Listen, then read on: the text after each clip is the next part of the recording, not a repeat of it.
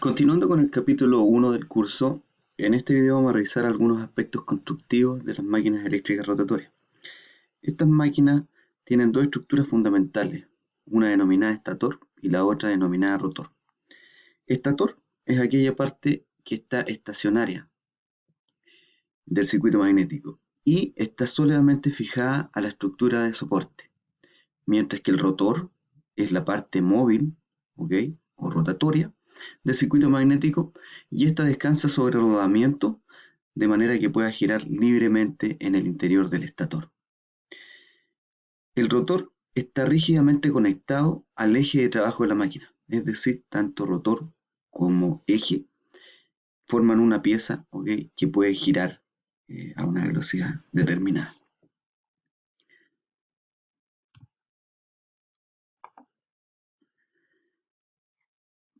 Tanto rotor como estator están formadas por chapas de hierro silicoso, ¿sí? Y estas chapas de hierro silicoso son láminas, como se muestran en la figura, ¿ok?, que se apilan hasta formar una estructura de un largo determinado, ¿sí?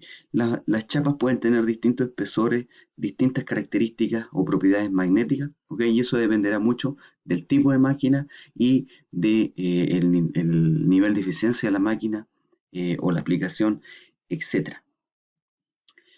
¿Cuál es la idea de las chapas de fierro silicoso? Bueno, es disminuir las pérdidas por corrientes parásitas, ¿sí? Recuerden que dentro de una máquina va a haber un flujo magnético variable, y ese flujo magnético variable, por ley de Faraday, va a inducir una tensión, y esa tensión, ¿cierto?, en este circuito magnético que también es conductor, ¿sí?, porque es de fierro, va a generar, ¿cierto?, la circulación de corrientes, y estas corrientes son o reciben el nombre de corrientes parásitas, ¿ok? Y estas corrientes naturalmente generan pérdidas I cuadrado R, ¿sí?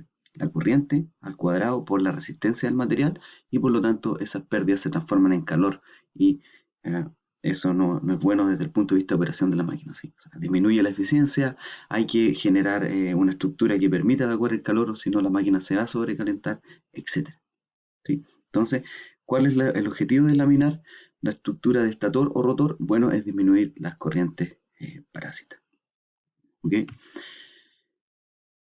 En estas chapas se practican o se fabrican, ¿ok?, ranuras como se muestran acá, ¿sí? Ya sea en estator o rotor, podemos tener distintos tipos de ranuras, ¿sí? En este caso, por ejemplo, esta sería la estructura del estator, y aquí tendríamos, ¿cierto?, lo que se ve aquí en blanco son las ranuras, y estas partes de aquí reciben el nombre de dientes, ¿sí? Dientes, ranuras, ¿ya?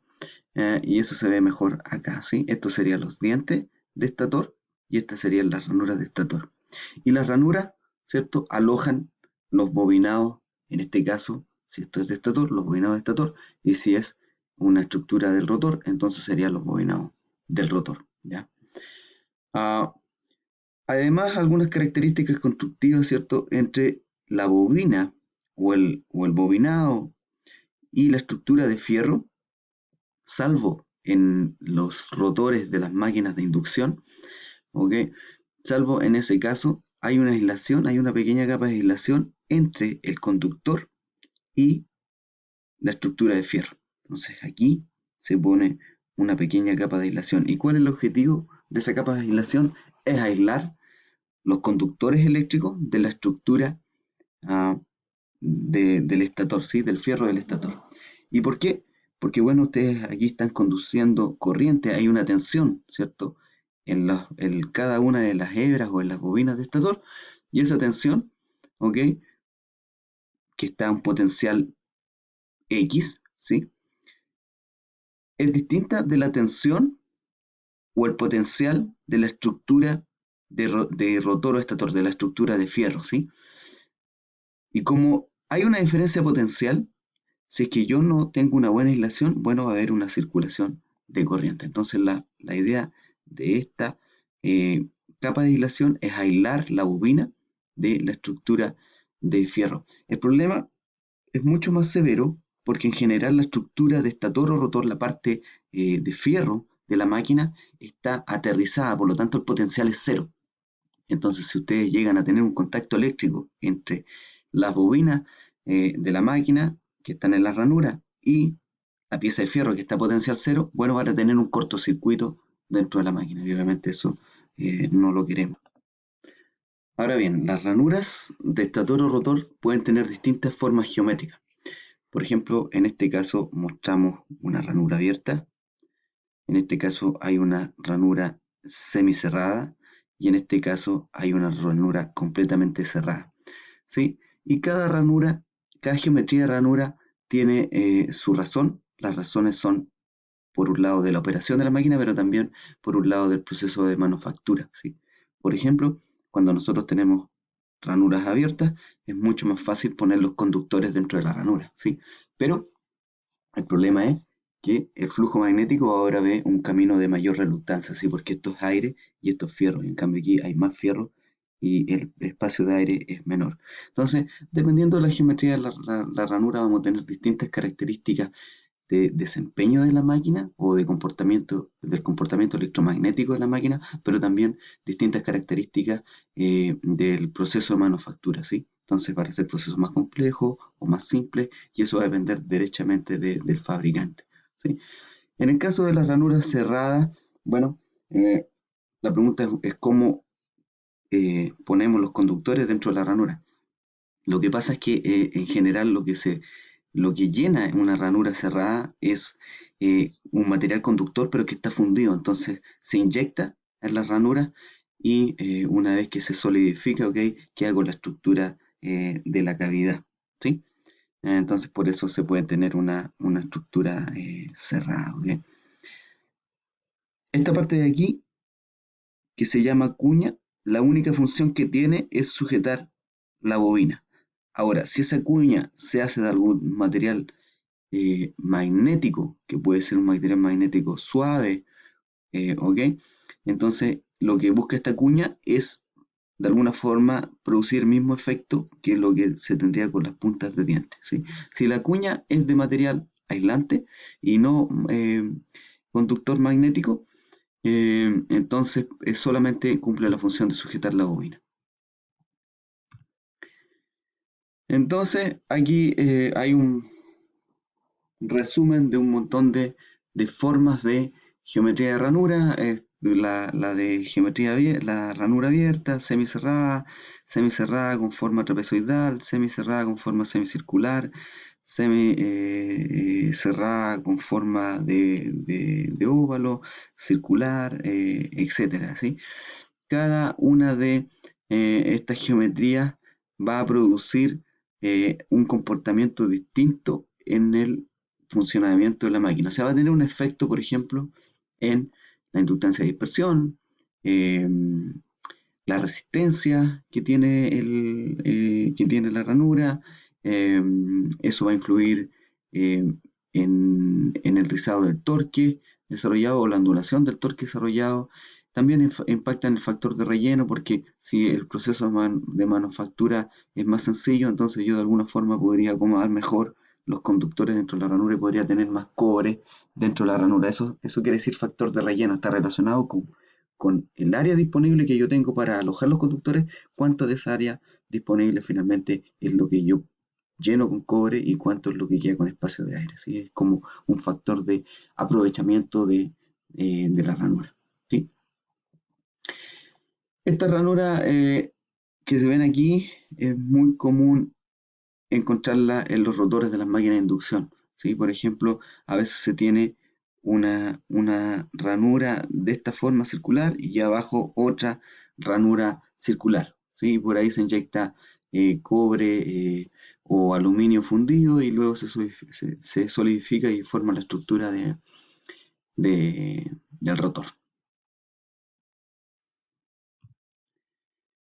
Desde el punto de vista constructivo, el tanto rotor y estator pueden tener distintas formas geométricas, ¿sí?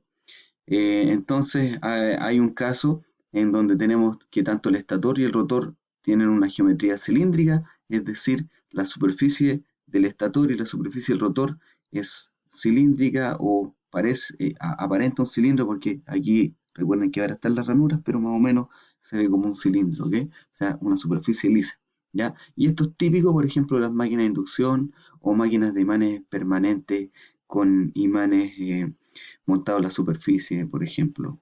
Eh, Eso. Después está una estructura en donde tenemos un rotor con polos salientes y un estator cilíndrico, ¿sí? Y ahí el nombre que recibe es de rotor de polos salientes, ¿ok? Entonces, aquí, si se fijan, la estructura del rotor ya no es suave, sino que tiene aquí una parte de aire y fierro nuevamente. Entonces, por eso se llama de polos salientes, ¿sí? Porque de alguna forma los polos de la máquina, ¿ok? Salen de la estructura cilíndrica del rotor, ¿sí? Y en su contraparte, perdón, antes de eso, esto típicamente se utiliza en las máquinas sincrónicas o en las máquinas sincrónicas de reluctancia, ¿sí? Entonces, lo que se hace en la máquina sincrónica, se pone el devanado de estator, perdón, el devanado trifásico en el estator y en el rotor un devanado de campo. Pero eso lo vamos a ver con más detalle más adelante, ¿sí? Y la otra estructura es con un estator de polos salientes y un rotor cilíndrico, ¿sí? En este caso, el devanado de campo está en el estator y en el rotor estaría el devanado de armadura que se llama, ¿sí? Esto se utiliza en máquinas de corriente continua. Típicamente se utiliza en máquinas de corriente continua. De todas formas, eso es algo que típicamente se hace a nivel de fabricante, pero nosotros podríamos eventualmente tener que con esta estructura tener una máquina de corriente continua, ¿sí? No es lo común, pero se puede diseñar y construir, ¿ok?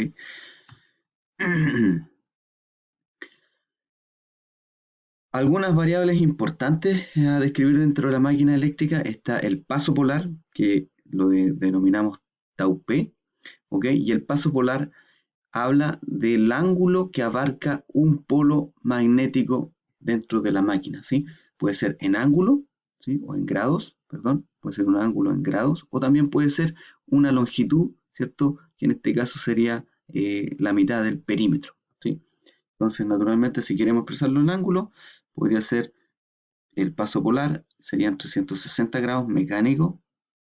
En este caso tenemos dos polos, partido por dos, ¿cierto? Eso me daría que cada polo abarca un ángulo de 180 grados, ¿sí? O la longitud total, ¿cierto? Son 2pi por r, ¿ok? Y por lo tanto, 2pi por r partido por 2p me va a dar, ¿cierto? El paso polar, pero ahora en metros, ¿sí? En este caso tenemos una máquina de 4 polos, un polo, 2 polos, 3 polos, 4 polos, ¿sí? Y el paso polar es 360 ahora partido por los 4 polos, ¿sí? Que serán 90 grados, ¿sí? Lo que se ve aquí un ángulo recto, ¿ya? Así, si ustedes tienen una máquina de 6 polos, bueno, 360 partido por 6 y 8, 360 partido por 8, etcétera, ¿sí?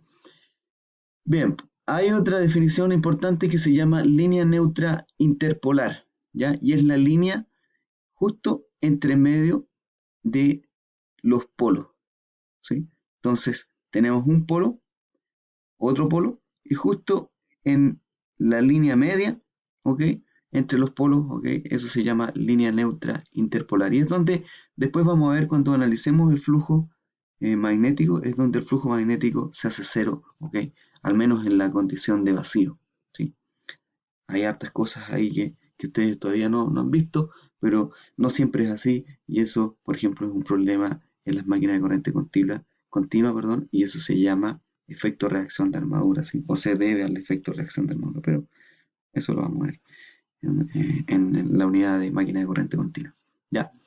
Otra definición importante, el paso de ranura. Y el paso de ranura es el ángulo que abarca desde una ranura a otra ranura, ¿sí? O desde un diente a otro diente, ¿sí? Entonces, si quisiéramos calcular